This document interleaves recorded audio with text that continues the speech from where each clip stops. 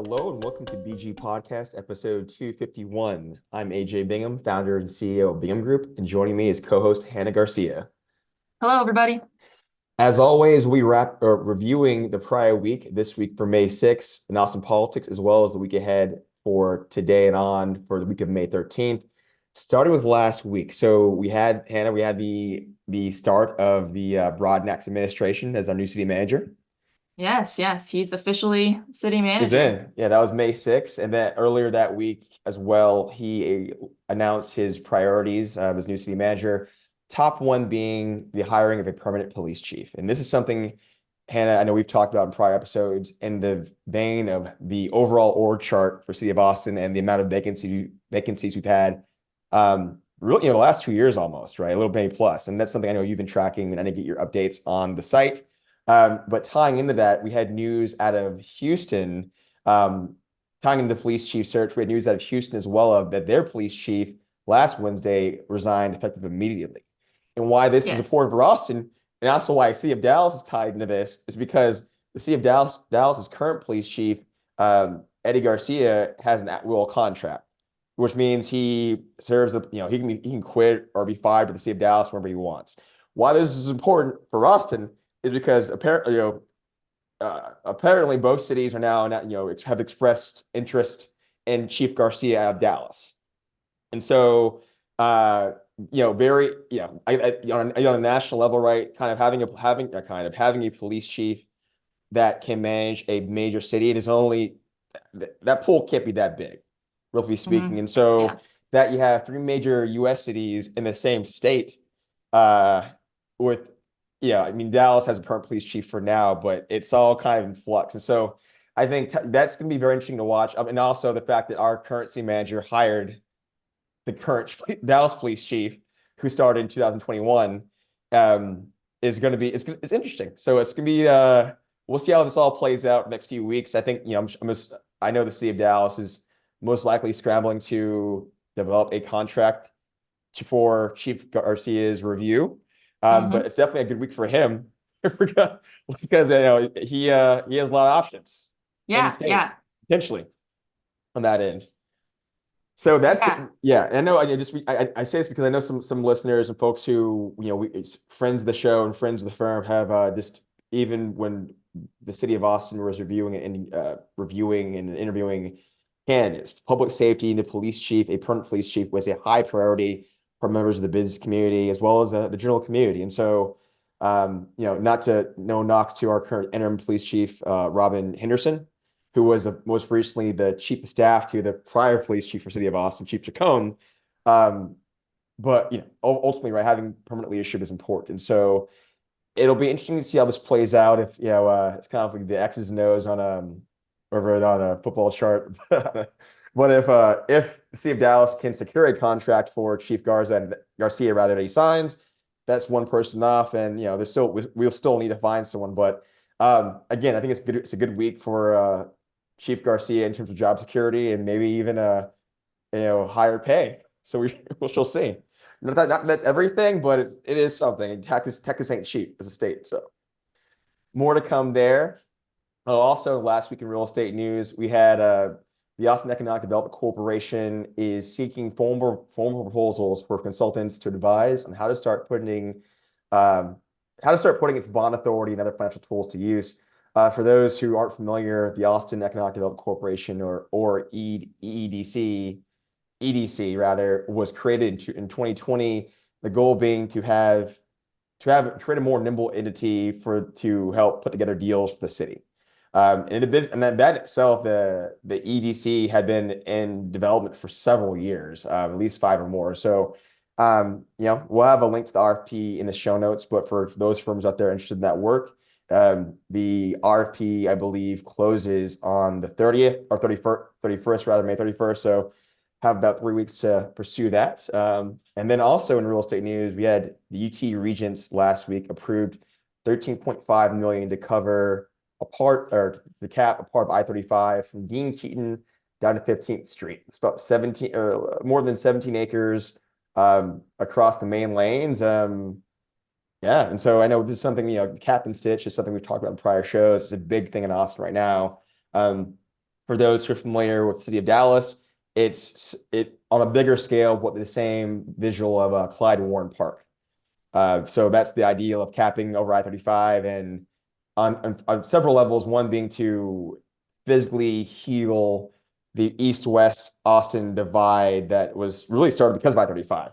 Mhm. You got to block it off, but also, I think to create more visual appeal for downtown and entering downtown. So the city itself is pursuing a similar avenue for that, but UT is proceeding on its own as they can on that part. So we have that, and then this week the Austin Council is back in session for a work session tomorrow and a regular meeting on the 16th.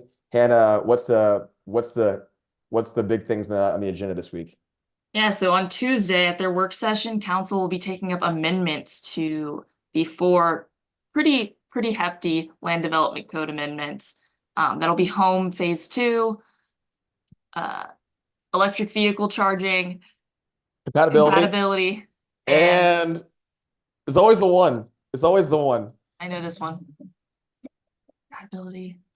There's another one that I'm forgetting off the top of my head. It's a Monday, but I'm gonna it'll look be it up. those ones. I'll look it up. It is, oh, ETOD. ETOD, there we go. ETOD, which is They're all blending together in equitable my head. transit oriented development. And so for, I would say, not controversial items, no, they're very controversial. We shall see. We shall We shall see. see. Yeah, I think so. These will be council. They'll be discussing these in work session tomorrow, and then also we're bringing them up on Thursday, obviously. Um, yeah, and so I know there are other meetings planned this month though for this, Hannah, right? This isn't the last call for those who are interested in these items, right? This isn't council's not voting and not to. This isn't the last time these will come up on council, Yes. right? So yes, so uh, public hearings. So those who want to come up, public testimony. Isn't it May 30? Is May 31st the final call for these, or is it going to go on through No, recess? May 18th, they're finishing them up. Okay. So the May 18th, they will be ordinance. But obviously these are part of a bigger picture of, kind of building out more density so the city can get federal funding, building out more density so our infrastructure that we're building and investing so much money into is being used, among a lot of other things. So we will see more land development code amendments come through the pipeline. The city has a lot of them planned. On Speak Up Austin, they have a pretty comprehensive timeline of all of the amendments that will be coming. And so this conversation, it may end about these specific amendments on Thursday. However, there's more time. There's always going to be more time for the, public to come and say their piece and their 2 cents about other amendments that are kind of in line with these. And now I get 3 minutes too. Mm-hmm. Yeah, I think and that's a good point, Hannah. Just this council and its first one, well, not 2 years, but a year and 6 months, right, has been very productive, or prodigious is probably a better word for it, productive around land code amendments and changes, right? So I think again we've seen in the past, right, that we've had 2 or 3 attempts at a full comprehensive change. Those have been, to various degrees, those just didn't work for the time being. And so we've seen this council now, I think, approaching it, for me in the most efficient way, but it seems to be working more piecemeal way. And I view that continuing in the fall. Obviously, I think we'll see. I think for the things that are in queue, depending on how the elections go in November, we could definitely see at least the same level, if not an increased level of certain seats, depending on who occupies certain seats come January 25. And but I expect there's a core base of council members that I think are going to keep pushing forward on these types of changes. Love them or hate them for it, but I think that's still going to occur. And yeah, it'd be interesting to watch. Yeah, definitely. Hopefully get some certainty from the courts about what is the proper notice. I think Yeah. that's the linchpin too. As we talked about before, Hannah, like getting that getting a certainty about what is notice for a citywide change, codified. I mean, someone can always appeal it, right? But once that's codified by law or by the courts, um, obviously it can still be challenged, but that it'll be harder to do For the challenger to do that, it's gonna be a steeper slope to climb on that one. Yes, and we have some very politically active, neighborhood associations, as well as other groups that have gotten together and are actively advocating, on both sides of these Mm-hmm. um, housing and land code amendments. And I think that, going into a pretty big year with a what's it called? Legislative session, Texas legislative session, we're Mm-hmm. likely going to see people with bills to adjust the state code so that there is very clear, standards for what notice is. Because right now, whenever the judges kind of say the city didn't give enough notice, they don't really specify or spell out what the city should have done. And Mm-hmm. obviously, that's not the judge's place to do so. They don't legislate. But I think that the legislature, in response to this, especially with big cities consistently trying to do things, should at least make it clear. And if it's clear in, not in favor of the city, they have to do a lot and spend a lot of money, which Austin currently is doing now. Those purple papers, I think it costs a little over $300,000 to send those out citywide for Mm-hmm. citywide amendments. Cost And us us yes, taxpayers. yes, yeah. And so that's a lot of money. And so I think it would be nice to know, is that money being well spent? Is that the standard, or can the city save a few bucks, I and know thus pay for other things? 300 grand if you're going towards a sidewalk, maybe. I Yeah, don't know. or there's a lot of things I think the city, we're unfortunately that budget deficit is looming over the city, and any money that we can save will be great. There's a lot of things I think that we want to provide more funding to, especially even within the land development and development services. Um, and I think that, hopefully we see some clear standards. However, if you follow Texas politics, you know that the state of Texas and Austin, typically the state of Texas and the big cities in Texas are at odds with each other just because there's typically a fight about who has local control Mm-hmm. over what.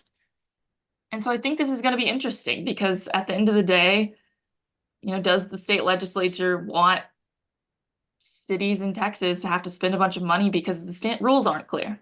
I wouldn't say it's not the most conservative thing to do, Yeah, but but sometimes it's it's all not about relative, right? that. It's a Mm-hmm. Mm-hmm. Well, one thing for sure, it's always interesting in city politics, state politics. It's what kind of interesting it is, I don't know, but it's always going to be interesting. So and we still have runoffs to get through that's too. oh yes, especially the speaker runoff too, down in Beaumont. So I think there are kind of tying it into the next session, which is about a little under 6 months away at this point, not including pre-filing in the fall of bills, And um, budget hearings. budget hearings as well, and also the City of Austin budget is released. The draft budget comes out July 12th. A lot of things, yeah, budget hearings, interim hearings. The House. Oh yeah, we forgot to talk about that though too. But the House Speaker Phelan announced or released his interim charges to committees last Tuesday or Wednesday as well. So they're going to go in. The Senate released theirs probably a month ago prior to that. So those are underway, and we have that. We have the results of these races, and then once sessions end, depending on who the speaker's race, just I think there are a lot of variables that go into for productive in terms of Austin bill or city bills that could be productive to Austin. A lot of all of this is going to be under the just not the shadow, but the umbrella of the intra chamber politics, the politics between the House and the Senate, the politics between each party, the politics between within each caucus, well, more so on the Mhm. GOP side, particularly in the House. And a lot of dynamics at play that, good bills have died for no reason other than just the kind of the milieu that is Texas politics. So Yeah. for better or for worse, or good or bills have died, just say good or bad bills, but bills have died because it's all relative. So a lot to happen. But coming back to Austin, I think one of the key things we're watching for this next several weeks is how this police chief, what happens with Chief Garcia in Dallas. I think the degree that gets dragged along, um, it opens up for Houston. The thing with Houston, I think their mayor can hire someone today if he wanted to. I don't know. It's strong mayor city. I don't believe he needs to go through council for this. No, I don't think he doesn't. He doesn't because the police chief he quit or he resigned effective and that was it. And the news of that came from Whitmire's office. So our council obviously a little differently. So I think we'd have to move a little slower.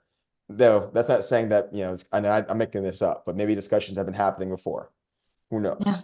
So but more to come on that. I think again, we have two major Texas cities now that have Austin and Houston that have interim police chiefs and a police chief in Dallas that is at will contract. And his former boss is down here in Austin as a city manager.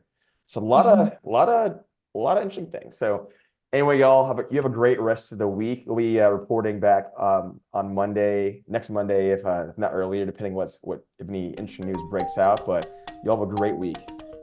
Bye, everybody.